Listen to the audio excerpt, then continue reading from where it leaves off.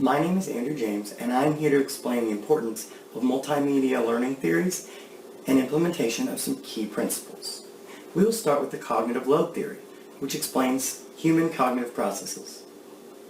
This includes the sensory memory, which is the senses, working memory, which selects and organizes information, integrating it with our prior knowledge, and it is limited.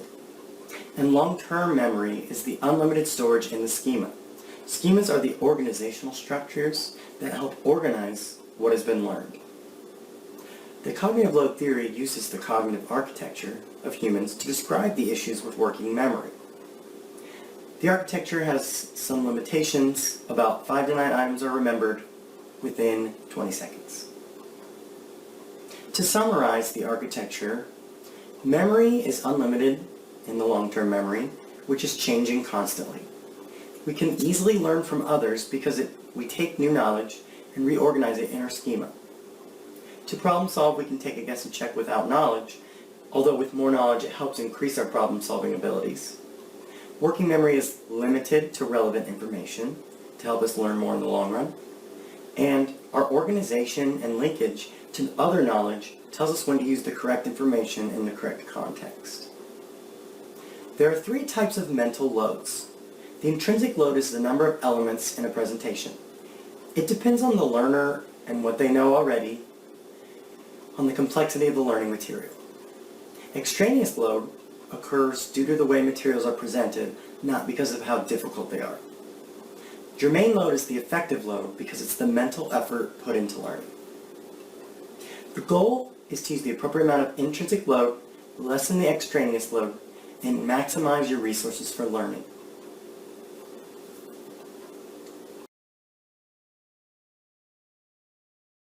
The cognitive theory of multimedia learning has 3 assumptions. First is the dual channel processing through the eyes and the ears. These representations can change channels. Limited processing explains that working memory is limited, and the active processing is when we select, organize, and integrate words and pictures. Connections are built between the verbal and visual models from long-term memory. There are 5 key processes of the theory. Learners need to pay attention to the words and images and determine which words and images are relevant and store these in the working memory. Lastly, we organize selected words and images by building connections with any previous knowledge. And both representations must be integrated and mapped onto the other. The purpose of both of these theories are to reduce extraneous load, manage intrinsic cognitive load, and facilitate generative processing techniques. They're both based on how humans learn and have developed over time. The cognitive theory of multimedia learning is a little bit more specific for some of the aspects of working and long-term memory. How humans select significant items and words and images, organize them, and integrate them into long-term memory is a good example. Working memory is limited in both of them and is based on the cognitive load theory and the limited capacity for the theory of multimedia learning. Cognitive processing is the same as cognitive load theory.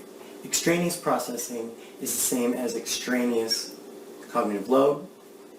Essential processing is intrinsic cognitive load, and generative processing is the germane cognitive load. This is because it's the mental effort of learning.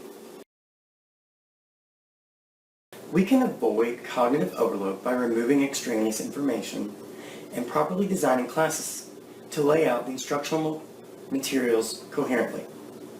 All the principles align with the cognitive theory of multimedia learning.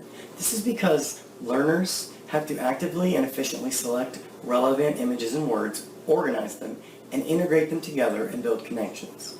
When there is too much extraneous information, then the information is more difficult, so the overall goal is to reduce the extraneous processing for learning to occur. It also allows for more time to be dedicated to the intrinsic load instead of extraneous load in the cognitive load theory. We're going to start with coherence. Coherence reduces extraneous material when the instructor removes extra material from their multimedia presentation. This extraneous material can be either pictures or words that may be interesting material, but are not relevant to the learning outcomes. While using both pictures and words are more effective than using just one of the methods, using too many or unrelated multimedia is not helpful for learning. The dual channel system needs to take in and interpret as much as possible, so information not pertinent to learning overloads the learner's limited capacity working load, past the cognitive capacity of the learner. For this example, we are going to remove the extraneous information to reduce extraneous processing. The new word problem will be easier for students to follow.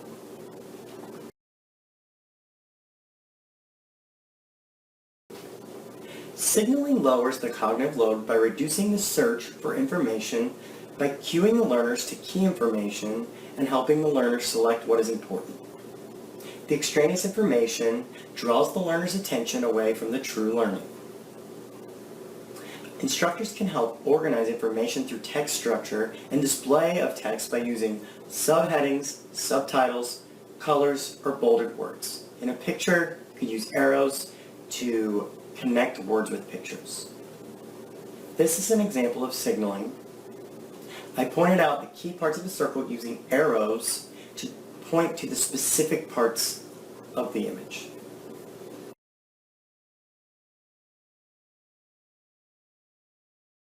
The spatial contiguity principle is the use of the minimal spacing to reduce visual search. This reduces the cognitive load caused by poor instructional design due to the reduced amount of space between the text and the image. Relevant information needs to be close together because breaking it apart makes it difficult to find information. When using graphics, use an image incorporated with signaling to be most effective for learning. This demonstration shows the key parts labeled to finding the volume of a rectangular pyramid. The main purpose of the arrows is to keep the image together, close, to reduce the visual search.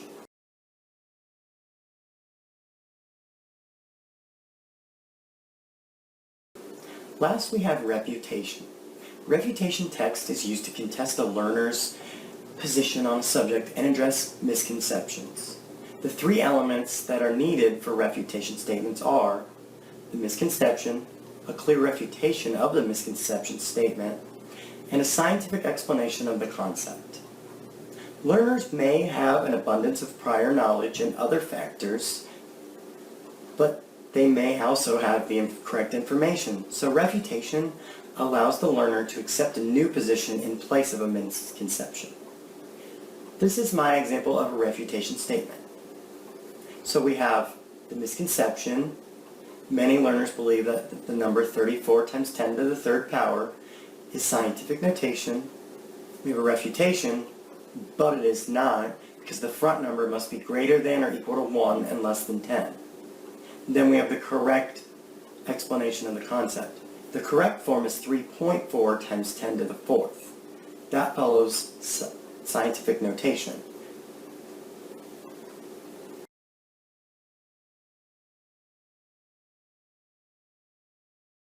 In conclusion, these learning principles relate to the cognitive theory of multimedia learning and the cognitive load theory, which correlates with the behavior of the brain.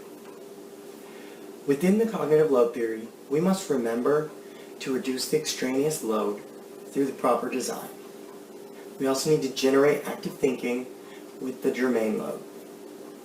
Within the cognitive theory of multimedia learning, instructors need to help students focus on keywords and images to determine their relevancy and store them in their working memory.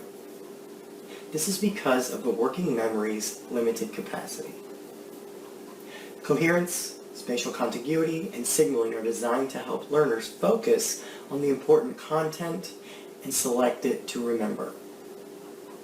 Instructors must also use these to help the learners focus on the important pieces to learn. We also organize and select these selected words and images by building connections with previous knowledge, and both representations have to be integrated together and mapped onto one another in the schema. Some learners may have already mapped something incorrectly and have made misconceptions. Many learners already have some prior knowledge with these misconceptions, but they need to be refuted through a clear and concise refutation statement. By aligning teaching practices with these theories and principles, it may help learners acquire the important information. As an instructor, please remember it is your job to reduce the extraneous information and help provide clarity to students and point out the key information. Take some time to think of a misconception in your class or profession and create a refutation statement. Also begin to think about how you can lower the extraneous cognitive load / processing in your profession.